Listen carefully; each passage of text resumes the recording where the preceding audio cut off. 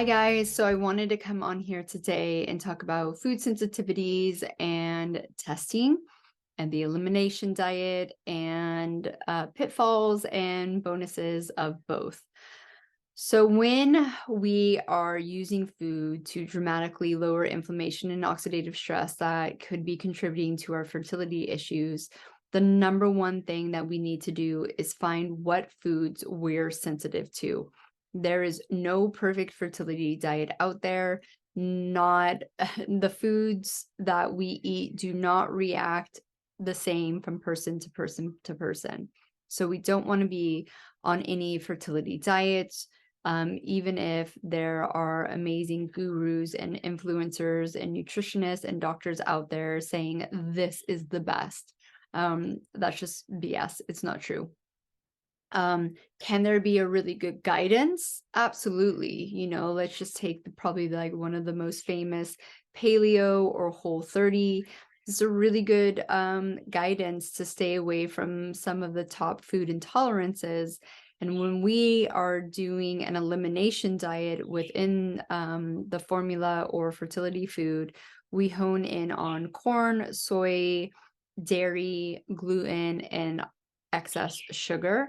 And you can also put eggs in there if you want as well. That seems to be an issue for some people. This is a good guidance because these are really known food intolerances. I have never had an MRT test that not one of them popped up on for a client.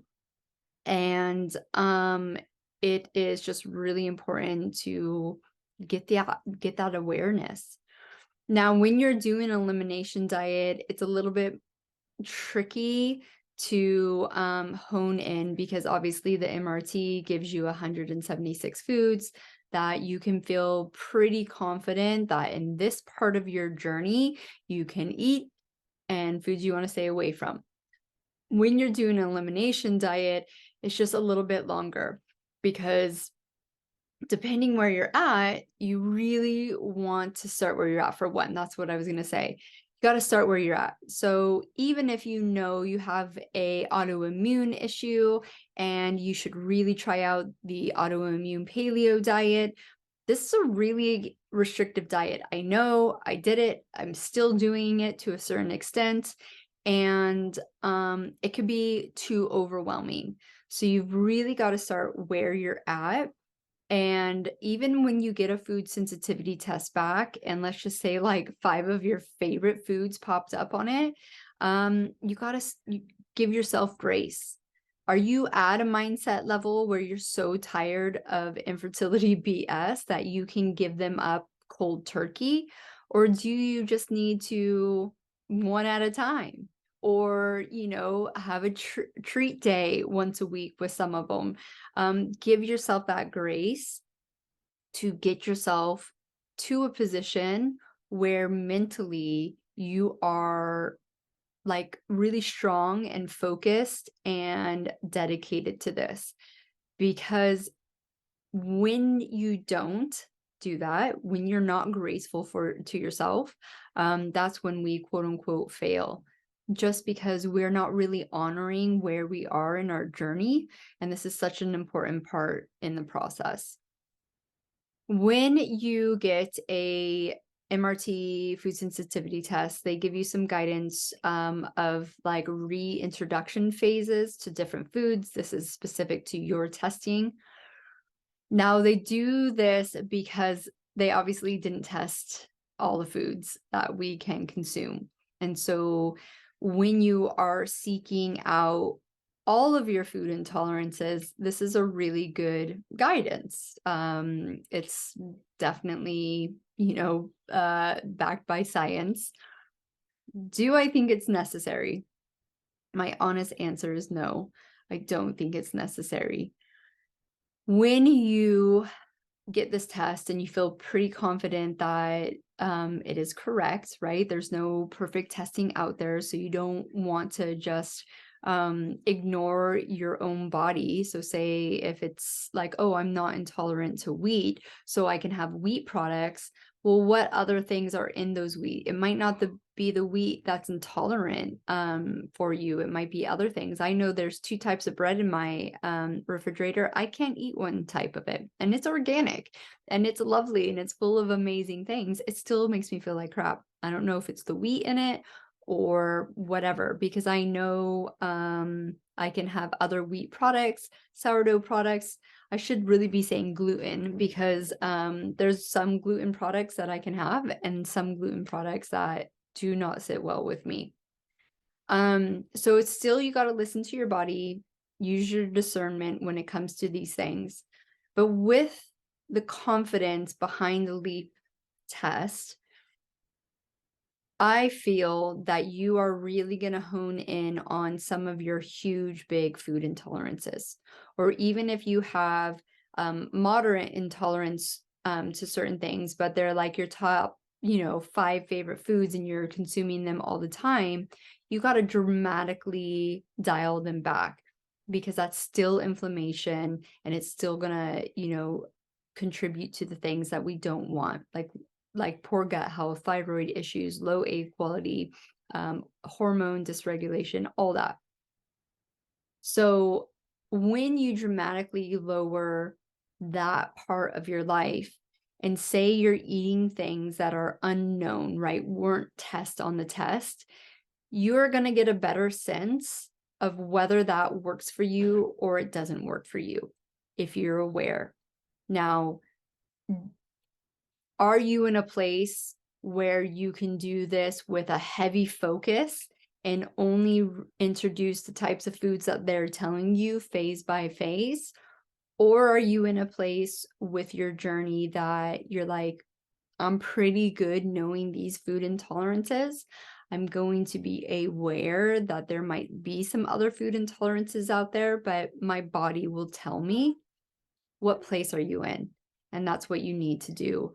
I know for a fact that in this journey, the tangible things, like the things in our physical world, like food, like supplementation, like medical assistance, we feel so out of control in our fertility journey that we want to control those things because we've been able to control everything else in our life.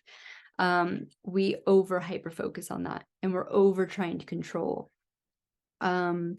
There's actually in the community a replay of one of the clients of who has been so controlling of her diet, and I've seen this in other clients too, is that it just becomes a super negative thing. And one, you're not getting the wide variety that your gut microbiome needs to do the thing it needs to do, most of all, and heal the gut. And you are stressing yourself out. It just becomes like too much. So when it comes down to knowing your food intolerances, and this is really important too when you're using food, there's a line that sometimes you have to cross. I went on a paleo diet and I saw so many normal and common health issues massively improve, but I still wasn't reaching my ultimate goal of getting and staying pregnant, even with the assistance of IVF. But also, I was still having little symptoms, but I didn't think they were that big of a deal because I wasn't having the major issues I was having before. I was like, well, I healed so much. These are just little niggly ones. I'm so much better than I was before. But I was still having symptoms, and that's because I was still overeating, like massively consuming foods that I was intolerant to. And for me, it was nightshades, the tomatoes, the paprika, the aubergines, tomato. Did I say tomatoes? Those types of foods. And so if I had the right guidance and support, and I was really working with someone or following a guide like you do within this course, you would catch that a lot quicker than I caught it, right? So you are watching your normal and common health issues improve, but you eventually want them to go away altogether. They're not normal. They shouldn't be common. This is something that our society has just gotten really wrong.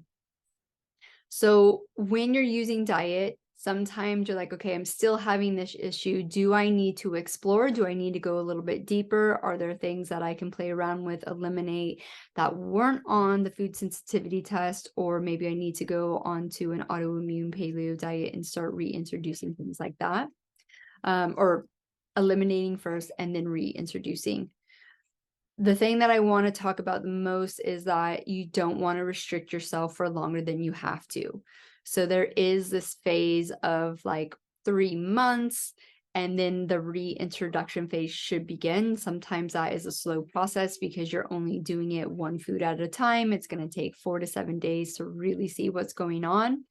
But this is important because the more variety that you can keep in your diet, the better. That is what your gut microbiome feeds off of. And for anyone who hasn't, I definitely highly recommend going to look at the gut health test just to give yourself some realization of what your gut actually does. So there's like a sample report that you can have a look at the report. You can see this different species that they test for, because a lot of people get hung up and they're like, I take a probiotic. I'm like, well, have you been on the same probiotic for 5 months? You don't fucking need that probiotic anymore. You got to switch these things up, or you got to identify what you need. So identifying the specific gut microbiome that you're lacking in, you can target that with food too. But also it gives you a really good insight of all the different functions that happen in the gut. And if you don't have a good microbiome, if you have a leaky gut, those functions don't happen. One being estrogen. So it's really important to understand that, and to understand that we need a wide variety. So it's not just about eliminating, it's definitely about bringing in new stuff, rotating vegetables, rotating meats, not getting hung up on the same meat if you eat meat, and kind of pushing ourselves out of that like box of the same again and again. It does get much easier when you know what you can and you can't have. When you feel really good in your gut health, you can be a little bit more relaxed every once in a while. If you're feeling stressed and overwhelmed and all that, and you're like, my gut doesn't feel great, then you stay away from those foods more. Things always change. Your body is always changing. Your body is always trying to heal. And it will do the things you want it to do when you're very targeted and know what it needs and what you should stay away from. And the other part of diet that's really important not to forget, like, remember I talked about control and how the tangible things here on earth, we're just over controlling them and we're forgetting about other things, which is the mental, emotional, energetic, and spiritual side of this journey. If you don't tackle stress levels, if you have like traumas that are stored in your body, and I'm not talking about big traumas. I never had a big trauma. I'm talking little fucking traumas over the years adding up to just a shit show, right? If diet isn't quote unquote working for you in a long term, right? You got to not ignore those things. So definitely get secure with your diet. Take a month, really look over the inspirational meal plan, how you can incorporate a wide variety into your life. Meal planning is almost essential to be successful. So you're not always like stressing out, right? Like you're prepared, what's coming up. You don't have to live by it. Like it doesn't have to be super strict. But I know it's really helpful to just be able to look at something and go, yep, that's what I make. I have everything in my fridge already. Perfect. Give yourself grace. When you see these things, it can be overwhelming. The other thing too is when you get test results and there isn't a food that you previously thought that you were intolerant to, or from like another test, or maybe you didn't feel well on it before, still be very patient with yourself and reintroduce that and really give your body time to say yes or no to you, right? There's no test out there that's 100% correct. And we really still need to be tapping into our body. So if you've been off a certain food for a really long time and you want to reintroduce it, make sure you reintroduce it while you don't do anything new in your life. No new stressors, no new supplements, no new other food. You're not getting bad sleep. Just make sure it's a time where it's a pretty plateau in your life and you can reintroduce that food. Listen to your body and make a decision from that. Test results are very supportive. They give us really good guidance and support, but they're not the be all and end all. It's still inside of you and you discerning what is right and wrong for you. So I hope that helps. I hope that gives you a little insight into elimination diets, the MRT testing, any test out there. Remember, an IgG test is no bueno. It's not great. Do your research about the different tests and invest if just an investment is crucial to the right testing, if that makes sense. Did I say that right? All right, my beautiful friends. I hope this helps and I will see you next time.